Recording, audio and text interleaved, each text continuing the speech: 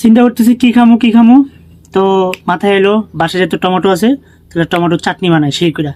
আসলে টমেটো চাটনি খুব প্রিয় একটা খাবার, আমার অনেক ভাল লাগে, আমার অনেক খাইতে অনেক ভাল লাগে। তো আজকে টমেটো চাটনি বানাবো। ওকে, টমেটো নিলাম, কাঁচামরিচ, পেঁয়াজ, সবগুলারে সুন্দর করে কুচামো।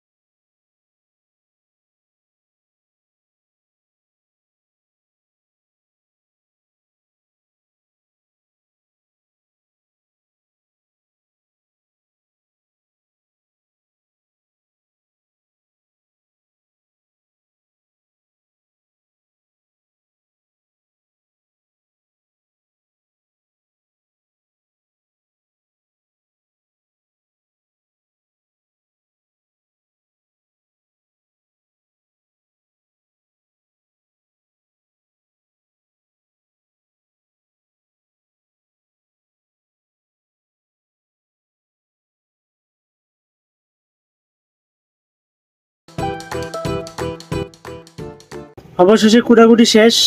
এই যে টমেটোগুলো সুন্দর করে কাটছি, তারপরে পেঁয়াজ মরিচ সব রেডি করছি। এখন শুধু রান্না করার পালা, একটু স্বাদ মতো রাঁধতে পারলে ইনাফ। ঠিক আছে, লেটস গো।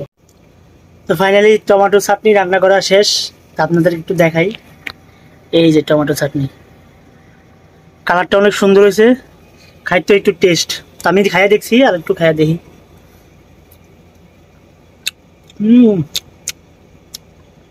সেই হয়েছে, আজকে সে খামাবো। ফ্যাট বেড়া 2 পাতিল ভাত খাবো, 2 পাতিল পাতিল চাষ করলাম ভাত খেয়া।